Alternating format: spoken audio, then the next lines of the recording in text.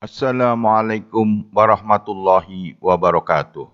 Channel ini menceritakan alur cerita dari buku cerita silat yang ada. Karena hanya alur cerita, maka disarankan untuk membaca bukunya secara utuh.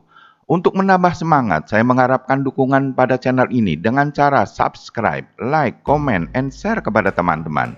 Kali ini saya menceritakan alur cerita Suling Emas, lanjutan dari cerita Bokek Siansu atau Manusia Dewa, karangan Asmaraman Kopingho. Jilid 12. Malam itu, ditemani oleh Chua Kimbe, Lucian makan minum semeja dengan 3 orang muda, Pangeran Kang, Pangeran Liang, dan Panglima Muda Cubian. Sampai lewat tengah malam. Karena Lucian bebas mengunjungi bagian mana saja dalam lingkungan istana, akhirnya ketiganya roboh dalam pelukan Lucian. Dalam istana kerajaan Hauhan ini, Lucian mengalami kehidupan yang penuh kesenangan di mana ia dapat memuaskan semua nafsunya, hidup bergelimang harta, dunia dan kesenangan. Maka ia merasa seakan-akan tercapai semua yang dicita-citakannya. Sesungguhnya raja mengetahui tingkah laku Lucian, namun raja tidak mau menghalanginya. Hal ini karena hadirnya Lucian dalam istana itu juga merupakan hal yang menguntungkan. Karena istana sudah terjaga dengan adanya Lucian, maka panglima yang tadinya bertugas menjaga keselamatan raja kini mulai membantu melakukan pembersihan dalam kota.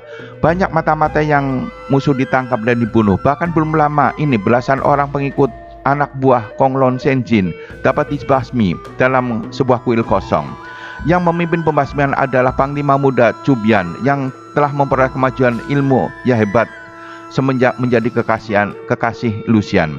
Pada suatu hari, Pangeran Cubian bersama 3 orang perwira dan belasan anak buahnya melakukan penyelidikan dan semua dibunuh oleh kepalan sakti Konglon Senjin.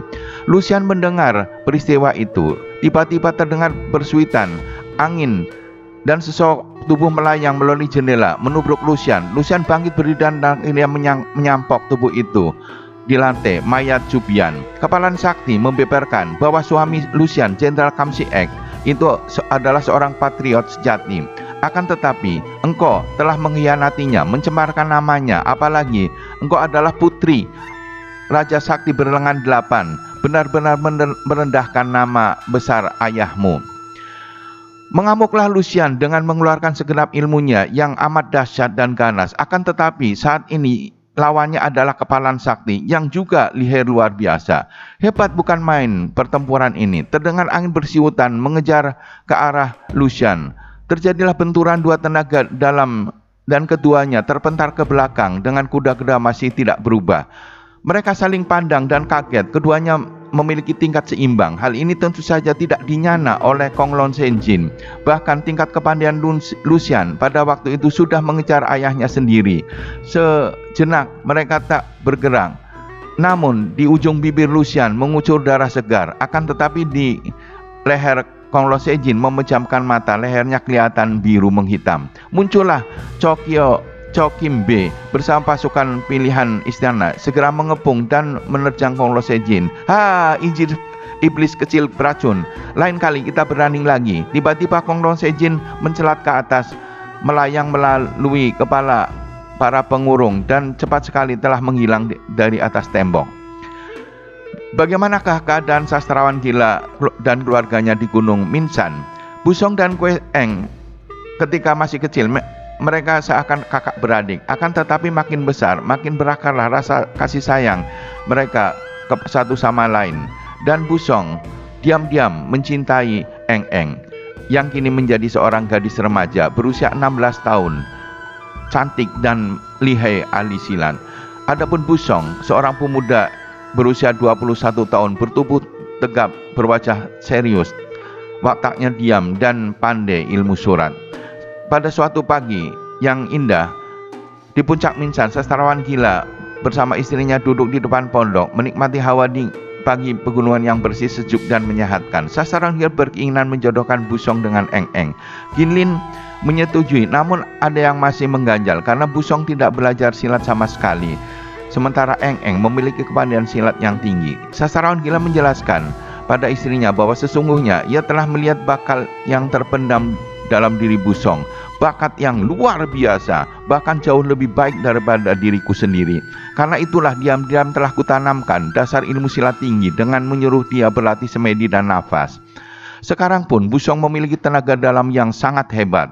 Hanya saja Busong tidak sadar akan hal itu. Kelak kalau Busong mengalami penderitaan hidup karena ketidakmampuannya bersilat, baru dia terbuka pikirannya. Sekali dia mempelajarinya, maka dia akan menjadi orang yang luar biasa, mungkin melebihi kepandian aku sendiri. Ginlin tercengang. Syukurlah setelah mereka menjadi suami istri, baru lega hatiku dan dapat tinggalkan mereka. Jiwa patriot Ginlin belum padan dan tidak pernah melupakan urusan negara. Mengingat semua kejadian menimpa seluruh keluarganya, Ginlin memohon izin kepada suaminya untuk membantu perjuangan pamannya, dan sastrawan gila setuju untuk berjuang bersama. Pada saat itu berkelebatlah bayangan orang, dan tahu-tahu Kepalan Sakti berada di situ. Kepalan Sakti minta bisa bicara empat mata dengan sastrawan gila di dalam hutan, karena saat itu Kepalan Sakti dalam pengejaran musuh. Ternyata Kepalan Sakti ada musuh bernama Dewa Loja berlengan selaksa, Maut Hitam dari Kitan, Raja Pengemis, Mataikun, dan terakhir Iblis Kecil Beracun. Pada saat itu terdengar suara Ginlin menjerit memanggil suaminya, disertai teriakan minta tolong. Celaka! Bagaikan kilat menyambar tubuh sastrawan gila sudah berkelebat dan terbang. Ia berlari dari ke puncak. Kakek yang lumpuh itu bangkit dan memegang tongkatnya, berlari mengejar, akan tetapi wajahnya sama sekali tidak membayangkan kekhawatiran, bahkan mulutnya tersenyum dingin. Dari jarak jauh ia melihat istrinya, Ginlin, sedang bertanding melawan seorang laki-laki berjenggot pendek. Laki-laki lawan istrinya itu hebat pada ilmu pedangnya, dan istrinya memang kurang berlatih dan terdesak dan hebat dalam bahaya besar. Lin Moi, lari! Kueseng berteriak dengan mucat, plus ujung pedang amblas ke dada Ginlin. Hanya beberapa detik sastrawan gila terlambat. Sastrawan gila tubuhnya mencelat maju dan tangan kiri menampar. Hebat bukan main tamparan ini, tepat mengenai kepala penyerang Ginlin. Seketika pecah kepalanya, kedua biji matanya, otaknya muncrat bercampur darah dan tak bernyawa lagi. Ginlin meninggal dengan puas karena dapat mengorbankan nyawa untuk berbakti kepada orang tua, keluarga, juga kerajaan Tang. Ginlin minta agar Eng dikawinkan dengan Busong. Sastrawan gila sedang berluka, berkata kepada Kepalan Sakti, jika paman bertemu dengan musuh-musuh paman, katakanlah bahwa sastrawan gila akan menemuinya walaupun bersembunyi di neraka. Busong dan Eng yang baru pulang dari hutan melihat di depan pondok sastrawan gila dan Kepalan Sakti saling berbantahan dengan suara keras. Kepalan Sakti membeberkan riwayat buruk masa lalu sastrawan gila dengan Ginlin yang membuat hati Eng hancur. Setelah Kepalan Sakti pergi, Eng berseduh dan berlari menghampiri ayahnya dan memeluknya dan membiarkan gadis itu menangis. Keesokan harinya, sastrawan gila menugaskan Busong menjual akar-akar obat kulit ular, kulit harimau ke toko obat Kuisam di dusun Hekteng untuk mempersiapkan bekal Busong ke kota raja. Sesampainya di toko obat, ternyata lebih dari 20 orang berkumpul menyiapkan tombak dan obor. Mereka akan ke puncak untuk membunuh Raja Wali Hitam yang telah membunuh dan membawa kabur 10 ekor kambing. Busong diperbolehkan ikut karena penduduk merasa yakin dengan adanya Busong sebagai murid orang sakti. Sesampainya di tengah gunung, baru ternyata gunung itu sangat terjal dan sulit untuk didaki. Setiap orang yang naik membawa tombak dan obor, selalu ada bayangan Raja Wali Hitam yang siap menyerang. Karena di bawah rame, ada anak Raja Wali yang melongok-longok dan akhirnya jatuh. Busong yang sedari tadi duduk kemudian meloncat dan menangkap anak Raja Wali yang jatuh. Setelah ditangkap baru diketahui bahwa anak Raja Wali itu sebesar bebek.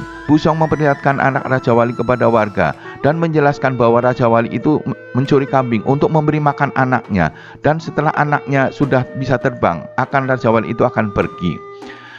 Penjelasan Busong diterima warga, dan warga juga mengizinkan Busong untuk naik mengembalikan anak Raja Wali Hitam. Busong naik hanya membawa anak Raja Wali Hitam. Setiap Raja Wali itu menyambar, maka Busong mengacukan anak Raja Wali. Sesampainya di atas, Busong meletakkan anak Raja Wali bersama saudaranya dan mengelus-elus kepala anak Raja Wali. Tiba-tiba matanya tertarik oleh setumpuk benda putih kekuningan di pinggir sarang. Benda seperti agar-agar kering. Dia teringat cerita suhunya tentang khasiat liur burung yang sudah kering dalam sarang burung walet. Maka tanpa ragu-ragu dia lalu mengambil setumpuk benda itu. Kemudian dia turun ke bawah. Burung Raja Wali itu mengeluarkan suara aneh, terbang berputaran mengelilingi tempat itu. Dan matanya selalu melirik ke arah Busong. Sama sekali tidak mengganggu Busong mendaki turun. Tibanya di bawah, Busong menjelaskan bahwa Raja Wali Hitam itu tidak jahat. Dan karena tidak mau memangsa manusia, lebih baik membuat perangkap babi atau untuk dikorbankan daripada harus melawan dan bermusuhan dengan burung ajaib yang sangat berbahaya. Akhirnya semua orang setuju pendapat Busong, dan Busong dengan hati girang pulang dengan membawa air liur kering burung Raja Wali Hitam. Sudah terlalu lama kita meninggalkan Kamsiek. Nama Jenderal Kamsiek terkenal sampai ke Khitan dan kerajaan-kerajaan lain yang memusuhi Houhan. Jenderal Kamsiek curiga pada Gubernur Lee Kong Yun di Shanxi yang tadinya Gubernur Lee dianggap seorang yang setia, ternyata mempunyai ambisi. Pada saat kerajaan Tang lemah, Kamsiek mendengar bahwa Gubernur Lee ikut membantu dan bersekutu dengan pemberontak. Pada saat Kamsiek sudah mengambil keputusan untuk mengundurkan diri, tiba-tiba Shanxi diserang gelombang pasukan Khitan yang amat besar. Biarpun Kamsiek sudah tidak suka untuk mengabdi kepada Gubernur Lee yang berkhianat kepada kerajaan Tang, namun Kamsiek masih mengingat akan nasib rakyatnya. Maka ia cepat-cepat mengenakan baju perang dan membantah cegahan istrinya yang menggendong putranya yang masih berusia 4 tahun. Kini Ciu Behua memiliki 2 orang anak. Yang pertama laki-laki bernama Kambusin berusia 6 tahun, dan yang kedua perempuan yang digendong bernama Kam Sian Eng. Berangkatlah Kamsiek.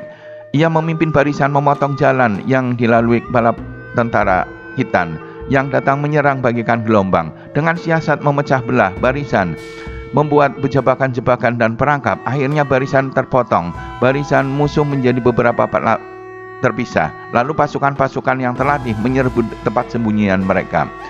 Dalam operasi ini, Jenderal Kubukan memerintahkan kepada Panglima Salinga, suami Tayami, untuk memimpin pasukan.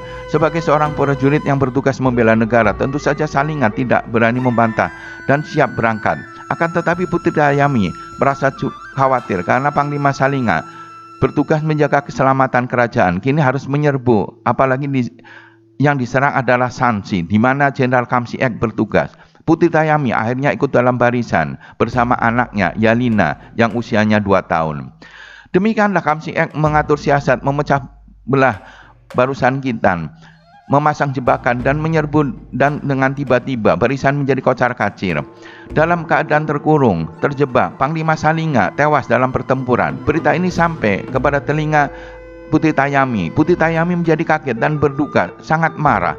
Cepat ia melompat ke arah seekor kuda, menggendong putrinya, dan dengan pedang di tangan, putri itu terjun dalam kancah perang, mengamuk secara hebat. Pedangnya merubahkan berlawan. Keinginan sampai dapat bertemu dengan Jenderal Kamsiek untuk membunuhnya. Semangat dan kegagahan Putri Tayami menarik dan membangkitkan kembali semangat para pasukan Khitan, sehingga dalam waktu singkat banyak pula pasukan Khitan yang menyerbu. Pertempuran menjadi makin hebat dan membuat Jenderal Kamsiek terkejut. Seorang pembantunya lalu melaporkan bahwa pasukan musuh dipimpin seorang wanita Khitan menyerbu dengan nekat dan berhasil menghancurkan kepungan. Dalam keadaan dihujani anak panah, tiba-tiba Putri Tayami roboh dari atas kudanya. Bukan karena anak panah musuh, melainkan terkena anak panah yang dilepas dari belakang, dari dalam pasukannya sendiri. Mengapa begitu? Kiranya sejak mula Raja Kubukan sudah mengirim orang untuk menggunakan kesempatan membunuh Salinga dan Tayami. Robohnya Tayami ini tak dapat disangka lagi, malah menyelamatkan nyawa putri dalam gendongannya. Setelah ia roboh, putri itu tetap memeluk putrinya, melindungi dengan tubuh dengan pedang besi kuning. Robohnya putri mengagetkan raja pasukan Khitan, sehingga pasukan menjadi panik dan kacau balau. Bersambung ke jilid 13.